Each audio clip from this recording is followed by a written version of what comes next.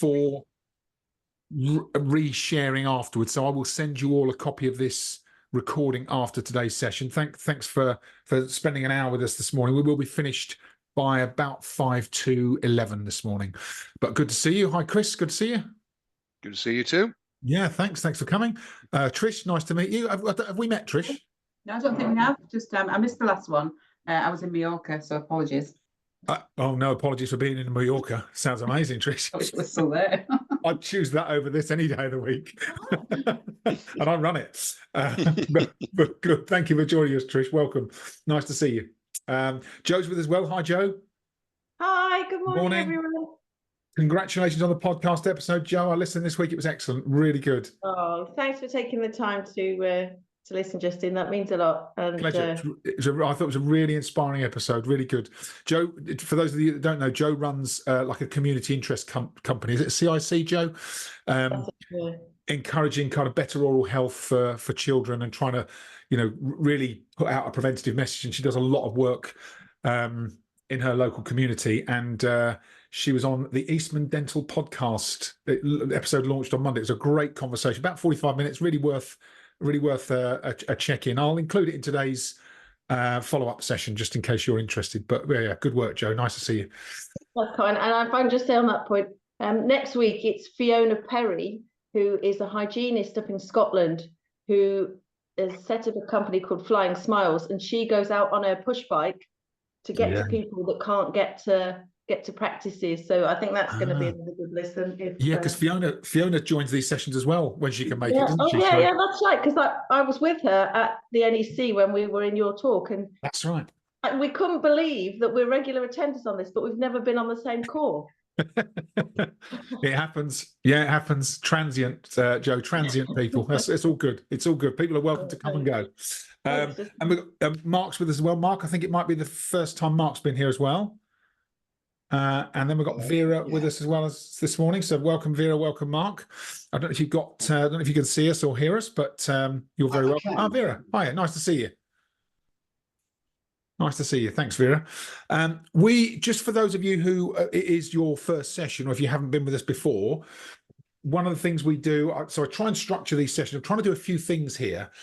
One is to share some kind of best practice from my career and my experience in leadership. But I appreciate, I'm one voice and one experience. The other thing I try and do is create a bit of an opportunity for you to share and learn from each other's experience as well.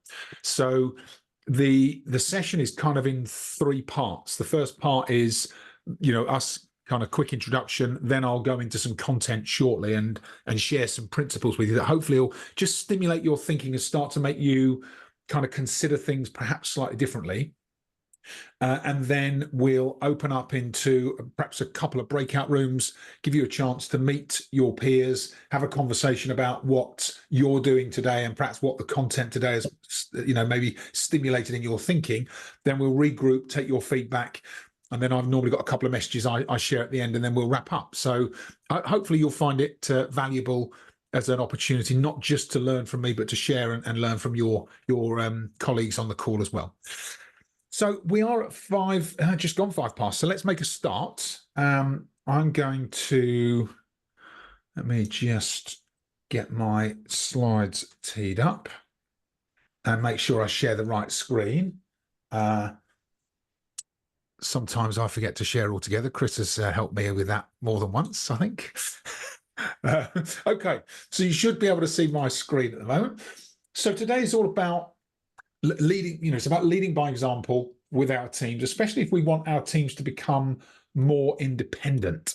If we want people to take responsibility, be more accountable, and to start to own their contribution in our businesses. As leaders, we have to lead by example. We have to coach them so that they can start to find their own level of high performance. If we're constantly directing and telling people what to do, then what they learn from us as leaders is that that's what happens. That's the culture, right? Justin tells me what to do and I do it. So I go back to Justin to ask him what to do next time. And I'm training people, sometimes unconsciously. I'm not aware I'm training them. I'm training people how to treat me, how to treat their roles. So we've got to make that change. And the big change happens, certainly the big change happened for me when I learned how to coach. And so that's what we're going to do this morning. We'll talk about how we make that transition.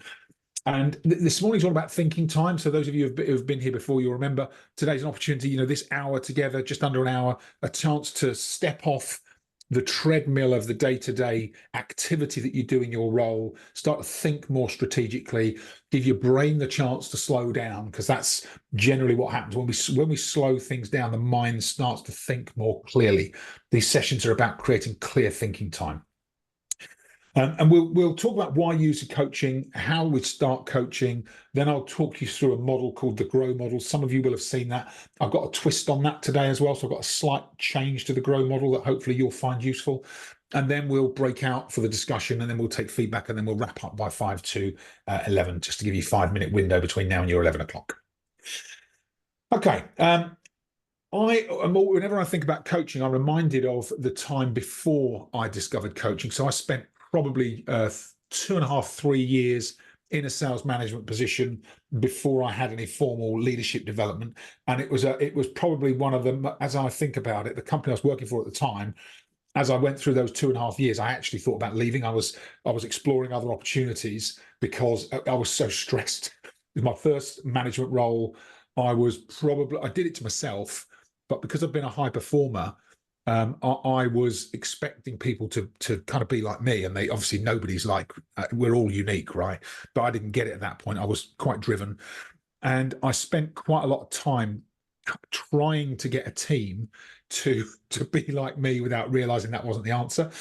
And it was a bit of a recipe for burnout, really. And I kind of found myself in many different situations. As I look back now, I kind of have to cringe. I'm like, oh, I can't believe that's how I handled that.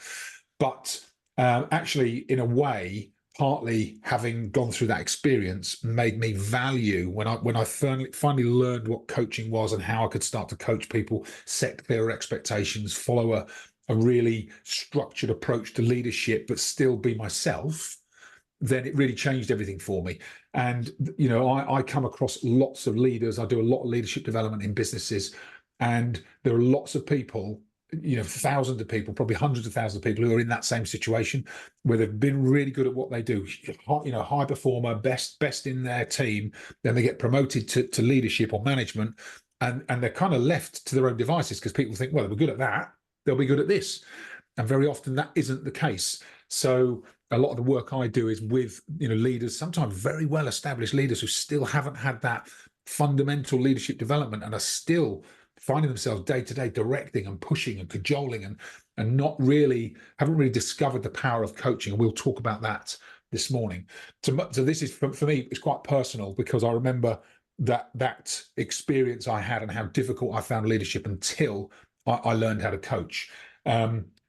So much so that, when I think about coaching now, and I think about the coaching that I did as a leader, it was one of the things that drew me to the work that I do today. So I'm an accredited executive coach. Coaching has become my default leadership style, and I found it's really powerful. But I map out this process, and you will have seen on the front page, there's a book called Coaching Leaders. I've got a copy here. And I wrote the book, right? So I would say it's good, but generally, people who have read it, the people that are out there kind of exploring leadership and read the book, I get a lot of positive comments from people saying, yeah, it really helps me to join up the dots between some of the things I've learned in the past and where coaching fits in leadership. Because a lot of books are about purist coaching, and there's a place for coaching. You'll see in the model that we've got here, coaching fits here. And it fits, kind of step 5, right? Step 5 is coaching. Ahead of coaching comes having a plan, right? Which is obvious. Having a plan, agreeing a contract with your team. So having clear boundaries, talking about values, agreeing what behaviors are acceptable, what perhaps is a little off limits or pushes across the line, and having those conversations early on so that you don't have to address poor behavior in arrears, you're addressing it in advance.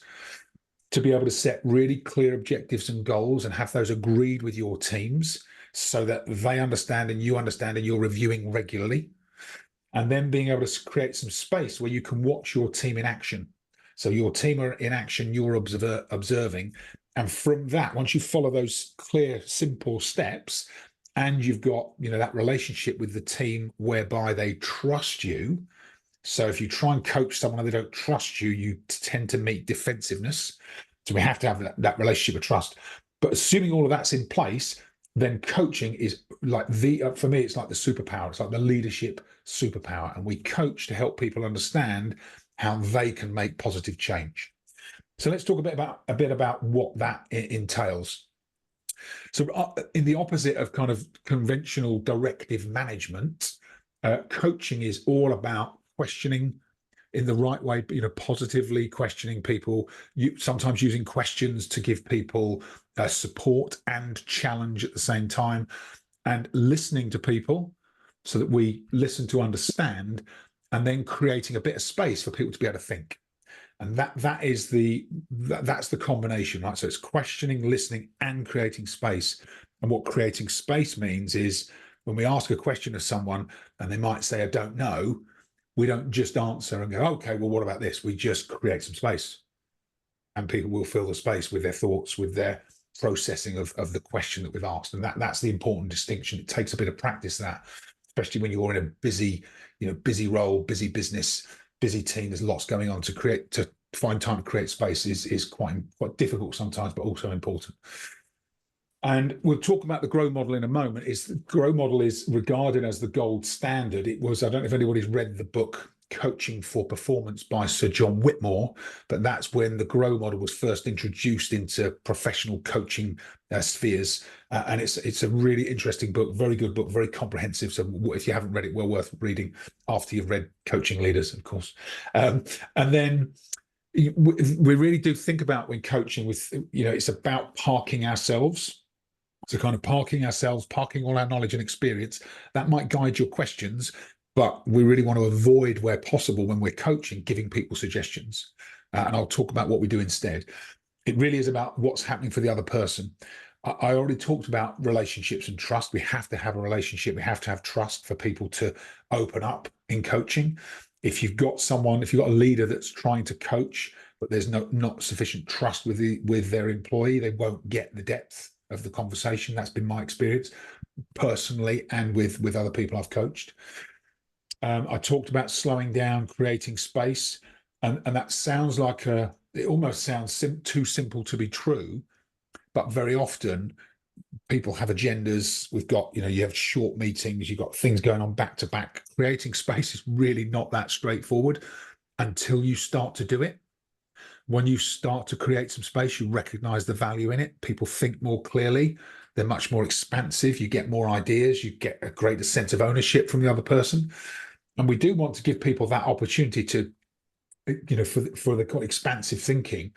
And there's some interesting evidence on this, that a lot of people spend their working days in like borderline anxious fight or flight state, right? And when you're in that position, if you've got people in your team, not so much leaders, but certainly people in your teams, when you've got people that are in that state of mind, there's a lot of evidence in neuroscience that shows that the blood supply to the brain sits inside the amygdala, which is the reptilian reactive part of the brain.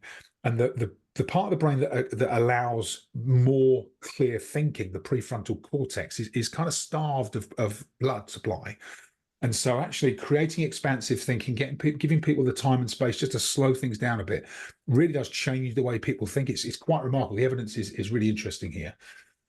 And then, of course, we talked about questioning and listening. We should also, if the relationship's strong, we should be challenging people's perceptions, challenging their ideas, challenging the way they're thinking right now, because that's going to be useful for them to start to make changes. But doing it in a way that is question-led, listening carefully, really helps them to start to make those challenges for themselves. And then, of course, as leaders, we have intuition and experience. Using that through the coaching process is really, really, it's a bit of a no-brainer, really. We should always be trusting our intuition. If you think and feel something, you should follow your intuition, because it's normally the right track you're on. And then the final bit I think is important is signposting people, not directing or telling. So if someone genuinely says, well, I just don't know, I've never done it, I've got no idea how to make that happen, or how to solve the problem, or whatever it is they're working on, then signposting them to a couple of resources or other people they could talk to, or signposting them to maybe a mentor that you've had, or a conversation that you had, but then really always bringing it back to them and what will they do about it. That's the key. We shouldn't, if we can avoid directing or telling. And this is situational. There are certain situations where this is less appropriate. So if you're in performance management situations, turnaround situations, urgent, projects that need to be completed by a certain timescale, you'll have to adapt in those situations. But 80% of the time, we're not in those situations. So this is for the 80% of the time where you want to create a coaching culture for yourselves and your teams. And I just want to talk about why coaching is important. I talked about that kind of blood supply to the brain. The other thing that happens when we get people to think for themselves and come up with ideas for themselves, we create neural pathways. And again, evidence on this is really interesting, that in the brain, the neural pathway is the brain figuring out how to do something. And that may be, the way it thinks, it may be, task completion, it may be, key activities. But if we don't allow people to think for themselves, do things for themselves, the neural pathway never gets formed, or it doesn't get formed in the same way as when people actually say, that's what I need to do, I'm going to do it, right? And you coach them, okay, when are you going to do it? How are you going to make sure it works? Once you get people thinking like that and really visualizing it, these neural pathways are formed that really strengthen their ability to do those types of tasks in the future. And when someone gets dependent on a manager to keep giving them ideas, I'm stuck with this, okay, do this to overcome it. Okay, thanks, just do it. And then the next time they get a similar task, they get stuck again, they go back to the manager and they keep telling them. They get dependent on the manager. The neural pathway for independence never gets created. And so as managers and leaders, we have this responsibility to help our teams to get better through coaching, right? That's how we build that sense of responsibility and improvement. And I want to talk to you through the GROW model, because it's the gold standard. It's in the coaching for high performance. But you'll see that this says GROWs on the screen, because there's an extra step that I tend to use that just gives us that additional layer of responsibility in coaching. So I'll talk you through the model. So GROW is the acronym, and the acronym kind of starts with the G as the goal. So when we're having a coaching conversation with someone, if there is a problem, or maybe it's about expectations, or maybe it's about performance, we would talk about, okay, what's the end goal? So we really start to get people to stop thinking about their situation or the problem, start thinking about the outcome they want instead. So the goal, and that very often lifts people out of whether they're a bit stuck, or whether they're feeling perhaps like they don't know where to go next, by saying, well, what do you want instead? That's really interesting. You might have to ask that question. My experience is you might have to ask that question 2 or 3 times. People don't always get it first time. So you might have to ask them a couple of times around what the goal is. Once you've got the goal established, then we talk about, okay, so where are you now? What's the reality? So we start, here's what's the outcome? Where are we now? And you might talk about what's happened up until now as well. And then once we've got those 2 stages in place, then we talk about options. What could you do? What are the options available to you? And then finally we say, okay, once you know those options, what will you do? Okay. And the types of questions, so for goal, what's the goal? What's the ideal outcome? You might say, describe what high performance means to you in your role, which is a really nice way to get people thinking about higher levels of performance. Then reality, where are you now? What have you tried? What's worked? What hasn't worked? What haven't you tried? What have you thought about but haven't done? All of those questions that get, where are you here and now? Then the options are, so what are your options? What could you do differently? What would you do if you were guaranteed to succeed at this? What would a high performer do? Who do you know that's already done this? All those kind of options questions. And then finally we ask, so based on that discussion about options, what will you do now? And we really want commitment. When will you do it? What do you need to do to fully commit? And you might say, how will I know you've succeeded or done it? And how will you feel, or how will it feel when you succeed? So we get a really nice kind of structure, and you'll be surprised at just how effective this is. This works in so many different situations that you just follow these 4 steps. And this could take, depending on the person and their capability, you can have a coaching conversation that covers these 4 steps in 5 to 10 minutes. Other times you might find it takes you half an hour, 45 minutes. But and you can loop between these different stages. It's really powerful. What I've also found is that even with coaching and using the GROW model, if you don't follow a final step, sometimes people don't always make that leap to full responsibility. So for me, the final stage of the GROW model that really kind of makes it stick is sustain or stickability, right? How do we, and it's how will you do this again in future? How will you sustain the progress that you make? What will you do to become self-sufficient next time? So we start to think beyond just the GROW model and start thinking, how do we help people to really pick this up and it become a way that they can manage themselves in the future much more effectively? But as you'll notice, it's all question-led, questions, listening, and sometimes you'll ask a question, you listen, and you might have to just go a bit deeper or get some clarification. But the question-led approach is really effective as part of this coaching approach. Okay, so that's the first kind of 20 minutes or so of our session today. I hope you found that useful. I'm going to open up a couple of breakout rooms and give you the chance to just discuss this further with your peers. Let me just stop sharing my screen for a second. And just, I mean, entirely up to you how you want to go about these conversations, but perhaps talk about, what you're doing today. Based on today's session, if a couple of things have occurred to you, then just an opportunity to talk about, actually what might you need to change, and then think about, from here, what are your key actions and insights.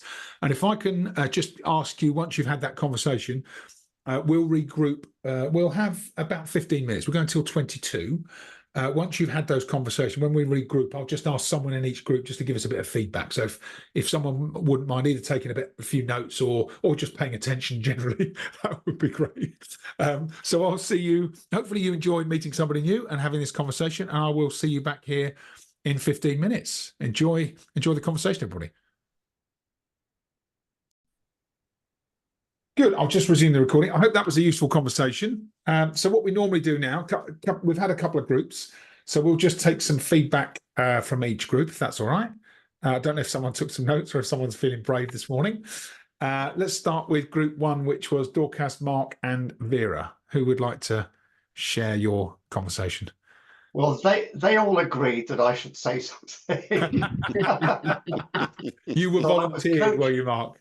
I was coached into it. Very good. Very good use of skills, Vera and Dorcas. I like it. Yeah. So yeah, it was just a sort of conversational thing, really.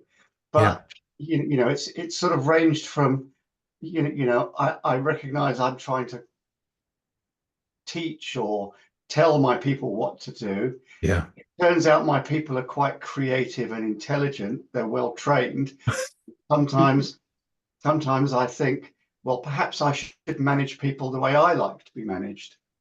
This is what we all thought. But actually, if I like to be managed this way, they might like to be managed in a different way. Yeah.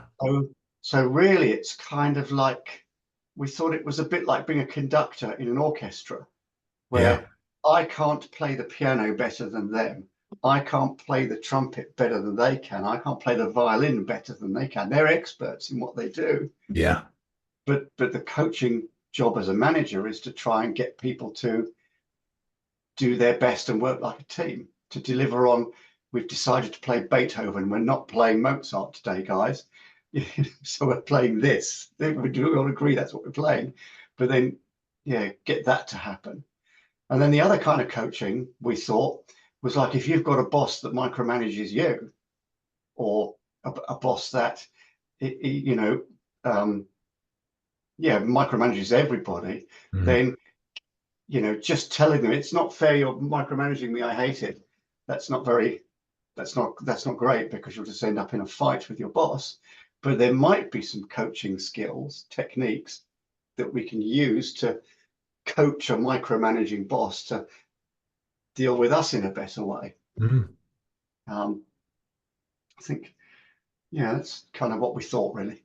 Yeah, I totally agree, Mark. I like the idea of coaching upwards as well as for your team and peers.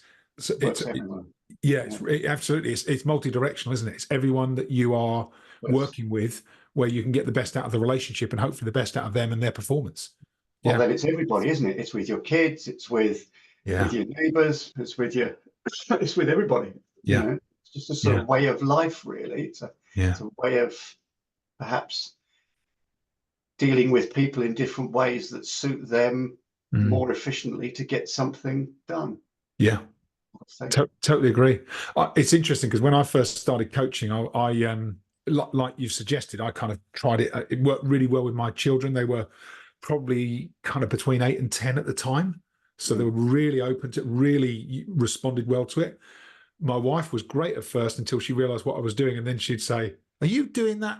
Are you trying to coach me?" I was like, "No, I'm not doing it. I'm not playing." So you have to be careful how you do it. But it works really well with teams, and especially if you get an agreement in place for coaching so that they appreciate, because very often one of the things that happens if you make the transition from, if you have been perhaps a bit directive, not intentionally, but you might have been a bit directive, and then you want to switch to coaching, you might have to have a conversation with someone to say, look, this is what I'd like to do going forward. Because when people are relying on you for answers and you switch to coaching, they're like, I know Justin knows. Why is he not just telling me? You know, and you can get some frustration. So we have to handle that in the right way as well. Yeah, really good feedback. Really good feedback. Thank you, Mark. Thank you, Vera. Thanks, Dorcas. Good conversation. Excellent. So room 2 was Chris, Joe, and Trish. Who'd like to share from your group? That was a tumbleweed moment, wasn't it? Ladies first. We didn't agree anything, but yeah, no, it's fine. So we talked about our experience. So I've been people manager for 20 years plus, and that has changed so much since when I first started the role to where it is now. I have used the GROW model, but you forget about what that acronym stands for. You still have the same structure to your coaching conversations, but you do sort of, you know, mess about with it a little bit. But then we talked about Jo's situation with her new group of volunteers and how she could apply that, because she's got a very short window in order to get the best out of the volunteers that she's managing. Yeah. Talked about that for a while. Anything else, Chris? I think patience came out, making time for it and having the patience and that natural predilection we all have to want to get the result. Come on, let's get moving, but making the space for it and it being a genuine space as well, and the challenges that presents, I think, is really important. And we touched on the importance of contracting, so I think it picks up on the point you were talking about there, Justin. You know, none of this is smoke and mirrors. Share your notes, share the process, talk to them about the process you're going to use and why you use it, because there's nothing to be hidden. This isn't a psychological mind game. I'm trying to help you, trying to get you to a different place, and that helps to build that trust and make sure we're linking back to the contract that we originally had at the beginning. Yeah, that's great advice, Chris. Yeah, you and Trish, you said it. You know, even if you know the GROW model structure, sometimes you might have to go forwards and backwards through the steps. You know, it's a framework that we then adapt depending on who's in front of us, and as Mark said, you know, we don't treat people how we want to be treated. We treat them how they want to be treated, because that's the right way to do it. But you know, it's just reminders of these simple things that make such an impact for us as leaders leading teams. Yeah, very good. Yeah, it's really easy to talk at people and not actually let them respond. It's really easy when you've got their objective in your mind instead of letting them guide that. Yeah, it's so important to have that sense of self-awareness so that you can sometimes just hold yourself back. That's the thing. It's almost controlling yourself, because as leaders, we will know a lot of the answers, but we have to be careful not to keep giving the answers, because we build dependent, not independent teams. So important. That's what the other thing I learned was, you know, when you are completing tasks and when you are giving people direction, you get a little bit of sense of self-satisfaction from doing that. You know, I've solved that problem or I've helped that person. But actually, you know, moving from taking that short-term satisfaction to the long-term satisfaction, which is, I'm going to hold back on some of those suggestions, coach people, let them find the answers for themselves, celebrate their successes, even though you were the orchestrator in that sometimes, as Mark says, right? But actually letting them take the win. so that they get the sense of satisfaction, and getting satisfaction then long term from people becoming more responsible and accountable and performing at a higher level. It's a slower burn, and it's one where you have to park almost your ego a lot of the time, but it's more rewarding in the long term, and it frees you up as a leader. Great conversation this morning, everybody. Thank you so much. Anything else that you discussed that you think is important to share?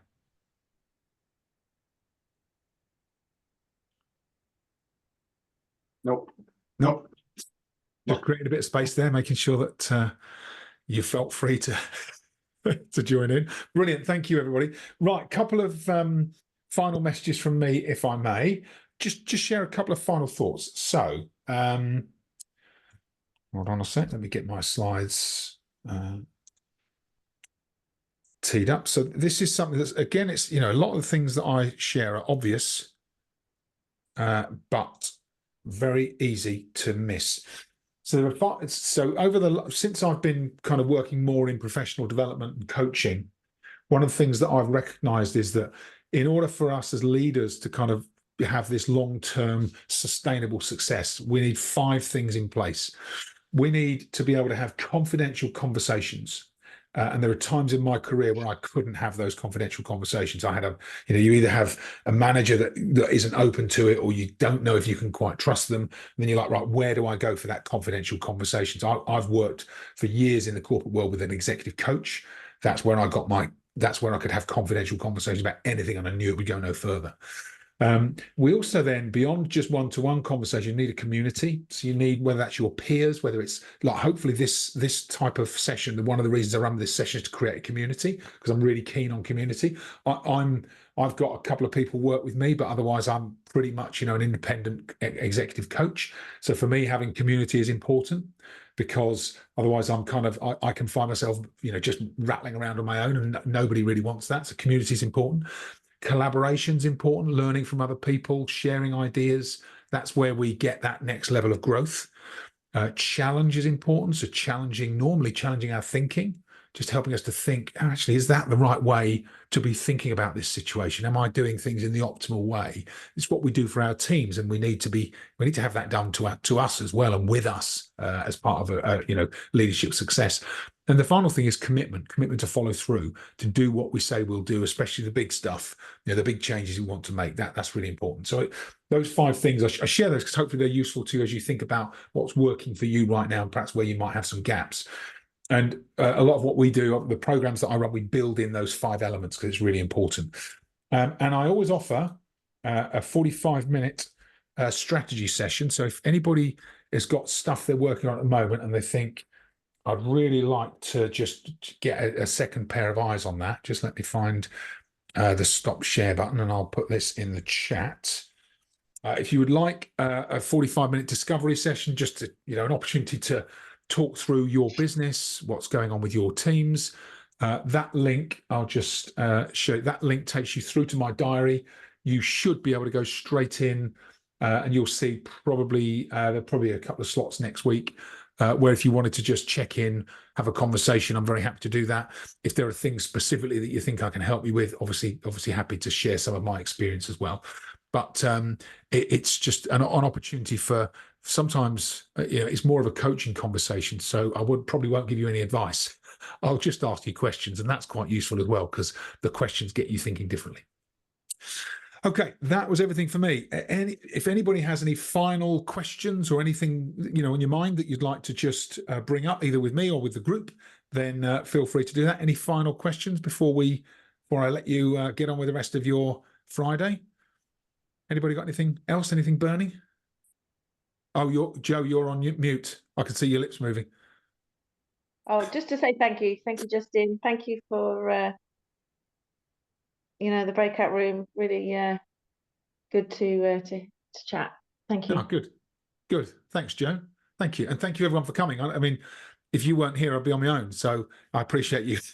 I appreciate you being here, and hopefully being part of this community as well. So you are very welcome. I run these most Fridays when I'm not with clients. So Friday tends to be my strategy and planning day. So I start the day with one of these sessions. It always kind of kicks me off in the right frame of mind, and then I can get on with the rest of my day. So we try and make them Fridays. Every now and then I have a client commitment, or I'm on holiday, so I can't make it. But most weeks, probably 10 out of 12, we're here. So you are very welcome to join us, and I'll keep you in the loop with those as well. All right. Thanks, Justin. Thank you. Pleasure. Thank I'm you going to much. give you 7 minutes of your Friday back, and then I There we go. hope you have a wonderful weekend, everybody. Oh, I just forgot. Sorry, in the chat earlier, I just said, can you put the name of that book title in your email? I will put that in the follow-up, Joe. Thank you for reminding me. Yeah, I will. Lovely. I will. Thanks. Great. Have Have a great wonderful weekend. Friday, everybody. Have a wonderful weekend, Yeah. and hopefully see you next week. Have fun, guys. Take Thank you. care. Have a good Bye. weekend. Guys, Take Bye. care, everyone. Bye. Thanks. Bye. Nice to meet you, Trish. Bye. You too, Thanks, Joe. everyone. Bye. Cheers. Bye.